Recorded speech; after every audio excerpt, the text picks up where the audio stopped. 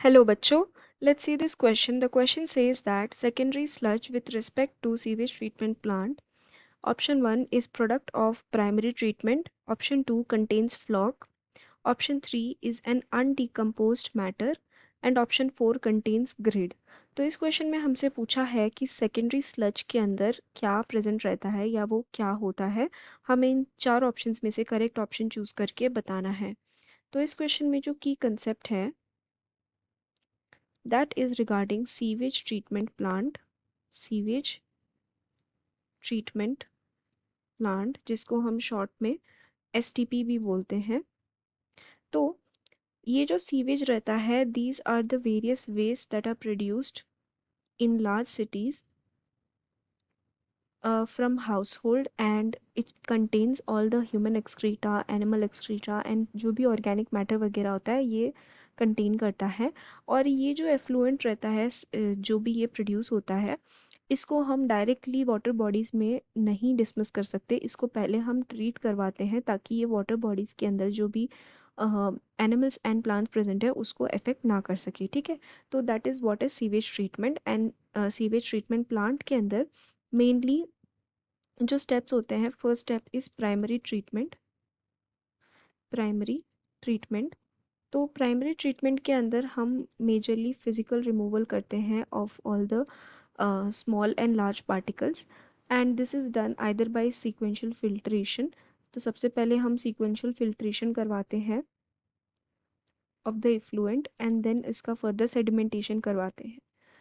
ठीक है, तो सेडिमेंटेशन करने से जो भी सेडिमेंट्स जो हमें मिलते हैं, जो लाइक सेटल डाउन हो चुका होता है, उसको हम क्या बोलते हैं? उसको हम बोलते हैं प्राइमरी स्लज। एंड जो यहाँ से एफ्लुएंट प्रोड्यूस होता है ये जाता है in the secondary treatment.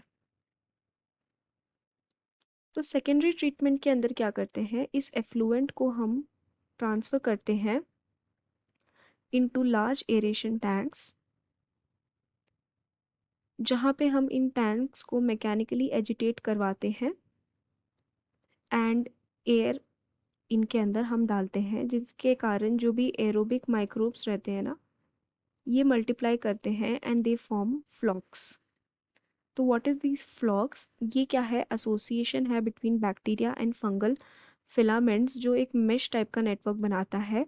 And as it gross, जो माइक्रोब्स हैं, ये जितने भी ऑर्गेनिक मैटर है इसके अंदर, प्राइमरी जो एफ्लुएंट आया था प्राइमरी ट्रीटमेंट से, उनके अंदर जो भी ऑर्गेनिक मैटर रहता है उसको वो कंज्यूम करते हैं। As a result biological oxygen demand जो है वो कम हो जाता है। ठीक है, तो आगे फर्दर यहाँ पे क्या होता है कि इसको फर्दर ट्रांसफर किया जाता है इन सेटलिंग टैंक्स,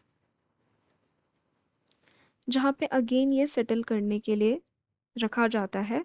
एंड जो सेटल किया हुआ सब्सटेंस हमें मिलता है ना, उसको हम बोलते हैं एक्टिवेटेड स्लज।